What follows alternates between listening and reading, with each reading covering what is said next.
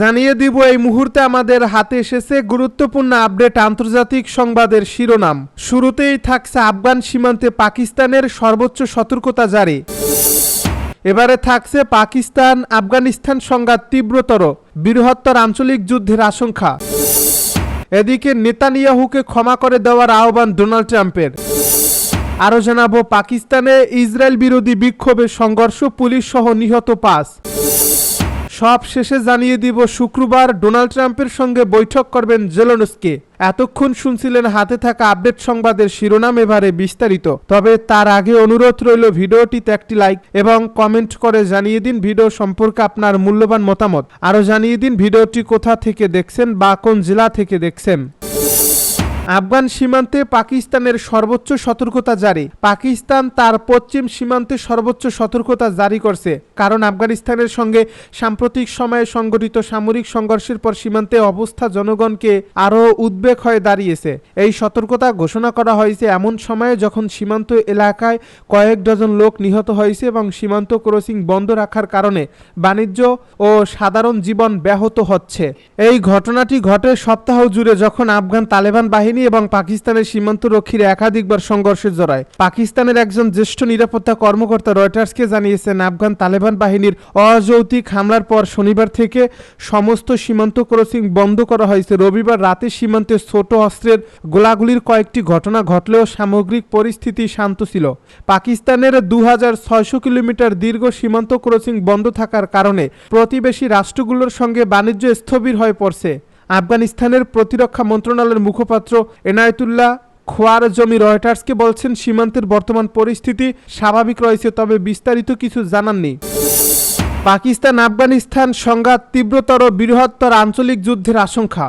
দক্ষিণ এশিয়ার আকাশে ফের যুদ্ধের আশঙ্কা ঘনিয়ে এসেছে। শনিবার রাতে আফগান বাহিনীর হামলায় অন্তত 58 পাকিস্তানি সেনা নিহত হয়েছে বলে দাবি করেছে তালেবান সরকার। সাম্প্রতিক এই বছরগুলোতে দুই প্রতিবেশী দেশের মধ্যে সীমান্ত সংঘর্ষের পুনরাবৃত্তি এই অঞ্চলে আরও বড় ধরনের সংঘাতের আশঙ্কা তৈরি করছে বলে মনে করছেন আন্তর্জাতিক সম্পর্ক বিশেষজ্ঞরা। বৃহস্পতিবার ও শনিবারের ধারাবাহিক সংঘর্ষের পর থেকে উভয় পক্ষই একে অপরের সীমান্ত চৌকি দখল ও ধ্বংসের দাবি করছে। পাকিস্তান বিমান বাহিনী কাবুল সহ দক্ষিণ পূর্বাঞ্চলীয় পাকটিকা প্রদেশে বিমান হামলা চালায়। এর জবাবে আফগান বাহিনী শনিবার রাতে পাল্টা হামলা চালিয়ে বহু পাকিস্তানি সেনা হত্যার দাবি তোলে। তালেবান সরকারের মুখপাত্র জাবিউল্লাহ মুজাহিদ এই তথ্য নিশ্চিত করেছেন। বিশ্লেষকদের মতে পাকিস্তান যে একসময় আফগানিস্তানে তালেবান শাসনের ঘনিষ্ঠ মিত্র ছিল, তারাই আজ সীমান্তে রক্তক্ষয়ী সংঘাতে জড়িয়ে পড়ছে। উল্লেখ্য, 1996 থেকে 2001 পর্যন্ত প্রথম তালেবান সরকারের স্বীকৃতি দেওয়া 3টি দেশের একটি ছিল পাকিস্তান। নিউ ইয়র্ক টাইমসের সাম্প্রতিক প্রতিবেদনে বলা হয়েছে, শনিবার রাতের এই সংঘর্ষ দুই দেশের মধ্যে সংঘাতকে বৃহত্তর আকারে বিস্তৃত করতে পারে।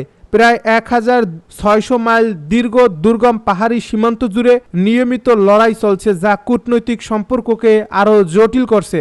পাকিস্তানের অভিযোগ, আফগানিস্তান নিষিদ্ধ সংগঠন তেহরিকে তালেবান পাকিস্তানকে আশ্রয় দিচ্ছে, যাদের হামলায় সাম্প্রতিক বছরগুলোতে শতাধিক পাকিস্তানি সেনা ও নিরাপত্তা সদস্য নিহত হয়েছে। ইসলামাবাদ আরও দাবি করছে তাদের চির প্রতিদ্বন্দ্বী ভারত টিটিপিকে আর্থিক সহায়তা দিচ্ছে। বিশ্লেষকদের মতে এই সংঘাত দীর্ঘস্থায়ী হলে তা কেবল দুই দেশ নয়, বরং পুরো দক্ষিণ ও মধ্য এশিয়ার স্থিতিশীলতা নষ্ট করতে পারে। নেতানিয়াহুকে ক্ষমা করে দেওয়ার আহ্বান ডোনাল্ড ট্রাম্পের। ইসরায়েলি প্রধানমন্ত্রী বেনিয়ামিন নেতানিয়াহুকে ক্ষমা করে দেওয়ায় দেশটির জন্য প্রেসিডেন্টের আইজাক হারজেগের প্রতি আহ্বান জানিয়েছেন মার্কিন প্রেসিডেন্ট ডোনাল্ড ট্রাম্প। সোমবার জেরুজালেমে ইসরায়েলি পার্লামেন্টে দেওয়া ভাষণে আহ্বান জানান তিনি। এক প্রতিবেদনে আল জাজিরা বলছে, নেতানিয়াহুর বিরুদ্ধে ইসরায়েলি দুর্নীতির অভিযোগে বিচার কার্যক্রম চলছে। ডোনাল্ড ট্রাম্প ইসরায়েলের পার্লামেন্টে ঘণ্টা খানেকের বেশি সময় ভাষণ দেন। এই ভাষণে ইসরায়েলের প্রেসিডেন্টের উদ্দেশ্যে তিনি বলেন, আমার একটা ভাবনা আছে প্রেসিডেন্ট, আপনি কেন তাকে ক্ষমা করে দিচ্ছেন না? সিগার আর শ্যাম্পেইন এসব নিয়ে কারোর কি এত মাথা ব্যথা আছে? 2019 সালে নেতানিয়াহুর বিরুদ্ধে 3টি মামলা করা হয়েছিল। এর একটি ছিল একজন ব্যবসায়ীর কাছ থেকে $2,10,000 সিগারেট শ্যাম্পেইন উপহার নেওয়ার অভিযোগ। যদিও নেতানিয়াহু বরাবরই তার বিরুদ্ধে আনা অভিযোগ অস্বীকার করে এসেছেন। ইসরায়েলের প্রেসিডেন্টের পদটি মূলত আনুষ্ঠানিক, তবে বিশেষ পরিস্থিতি দেখা দিলে অপরাধীকে ক্ষমা করে দেওয়ার ক্ষমতা তার রয়েছে। পাকিস্তানে ইসরায়েল বিরোধী বিক্ষোভে সংঘর্ষ, পুলিশ সহ নিহত 5। পাকিস্তানে ইসরায়েল বিরোধী এক বিক্ষোভে পুলিশের সঙ্গে সংঘর্ষ, অন্তত 5 জন নিহত হয়েছে। নিহতদের মধ্যে রয়েছেন এক পুলিশ সদস্য, 3 জন বিক্ষোভকারী ও এক পথচারী। সোমবার পাঞ্জাব প্রদেশের মুরিদকে শহরে এই ঘটনা ঘটে। ব্রিটিশ বার্তা সংস্থা রয়টার্সের প্রতিবেদন থেকে জানা গেছে, সোমবার ইসলামপন্থী সংগঠন তেহরিকি লাব্বাইক পাকিস্তান কর্তৃক আয়োজিত বিক্ষোভে সহিংসতা ছড়িয়ে পড়ে। পুলিশের সঙ্গে সংঘর্ষ চলে 3 ঘন্টারও বেশি সময় ধরে। পুলিশ জানায়, বিক্ষোভকারীরা তাদের উপর গুলি চালায় এবং 40টিরও বেশি গাড়িতে আগুন ধরিয়ে দেয়। এতে 2 পক্ষেরই বহুজন আহত হন। সংঘর্ষের পর পুলিশ শতাধিক বিক্ষোভকারীকে আটক করে।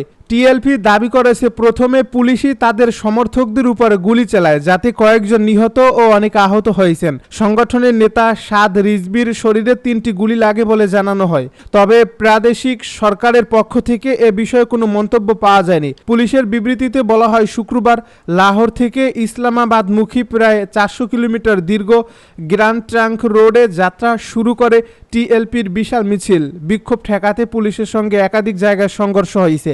সোমবার মুরিদকেতে পরিস্থিতি চরম রূপ ধারণ করে যখন পুলিশ বিক্ষোভ ছত্রভঙ্গ করতে অভিযান চালায়। ইসরায়েল বিরোধী এই পদযাত্রা শুরু হয় যুক্তরাষ্ট্রের প্রেসিডেন্ট ডোনাল্ড ট্রাম্পের ঘোষিত গাজা যুদ্ধবিরতি চুক্তির আগে। টিএলপির নেতা সাদ রিজভি এক সংবাদ সম্মেলনে বলেন, আমাদের মিছিলের উদ্দেশ্য কেবল ফিলিস্তিনের জনগণের সঙ্গে সংহতি প্রকাশ করে। আমরা ইসরায়েলের বর্বরতার বিরুদ্ধে প্রতিবাদ করছি। তিনি আরও বলেন, দলটি আগে থেকেই ইসরায়েলি পণ্যের বয়কটের পক্ষে প্রচারণা চালিয়ে আসছে। শুক্রবার ট্রাম্পের সঙ্গে বৈঠক করবেন জেলেনস্কি। ইউক্রেনের প্রেসিডেন্ট ভলোদিমির জেলেনস্কি জানিয়েছেন, তিনি চলতি সপ্তাহের শুক্রবার ওয়াশিংটনে মার্কিন প্রেসিডেন্ট ডোনাল্ড ট্রাম্পের সঙ্গে বৈঠক করবেন। আলোচনায় মূল বিষয় থাকবে ইউক্রেনের আকাশ প্রতিরক্ষা ব্যবস্থা ও রাশিয়ার উপর আরও চাপ সৃষ্টি করার উপায়। জেলেনস্কি জানান, ওয়াশিংটনে তিনি সেখানে অবস্থানরত ইউক্রেনীয় প্রতিনিধি দলের সঙ্গে যোগ দেবেন, যারা বর্তমানে মার্কিন রাজনীতিক ও কোম্পানিগুলোর সঙ্গে বৈঠক করছে। তিনি আশা করছেন শুক্রবার ডোনাল্ড ট্রাম্পের সঙ্গে তার বৈঠক অনুষ্ঠিত হবে। এক সাংবাদিকের প্রশ্নের জবাবে ট্রাম্পও বিষয়টি নিশ্চিত করেছেন। মধ্যপ্রাচ্য সফর শেষে ওয়াশিংটনে ফেরার পথে এক সংক্ষিপ্ত বিরতির সময় তিনি বলেন, হ্যাঁ, আমরাও তাই মনে হয়। এটি হবে জেলেনস্কির চলতি বছরের জানুয়ারির পর থেকে তৃতীয়বারের মতো হোয়াইট হাউসের সফর। জেলেনস্কি জানান, গত সপ্তাহের শেষে ট্রাম্পের সঙ্গে তার 2টি ফোনালাপ হয়েছে, যেখানে ইউক্রেনের জ্বালানি অবকাঠামোর উপর রাশিয়ার হামলা ও যুদ্ধক্ষেত্রের পরিস্থিতি নিয়ে বিস্তারিত আলোচনা হয়েছে। তিনি বলেন, আমরা কিছু সংবেদনশীল বিষয় নিয়ে কথা বলছি। আলোচনায় যথেষ্ট ফলপ্রসূ হলেও একেবারে যথেষ্ট ছিল না। কিয়েভে ইউরোপীয় ইউনিয়নের পররাষ্ট্র প্রধান কায়া কালাসের সঙ্গে সাক্ষাতের সময় জেলেনস্কি এসব কথা জানান। তিনি আরও জানান, যুক্তরাষ্ট্রে যাওয়া ইউক্রেনীয় প্রতিনিধি দলে আছেন দেশটির প্রধানমন্ত্রী ইউলিয়া সবিরেনডোকো, প্রেসিডেন্টের কার্যালয়ের প্রধান, জাতীয় নিরাপত্তা পরিষদের প্রধান ও কূটনৈতিক প্রতিনিধিরা। জেলেনস্কি বলেন, তিনি যুক্তরাষ্ট্রে গিয়ে আরও কয়েকটি গুরুত্বপূর্ণ বৈঠকে অংশ নেবেন, যার মধ্যে থাকবে মার্কিন প্রতিরক্ষা কোম্পানি, সিনেটর ও কংগ্রেস সদস্যদের সঙ্গে আলোচনা।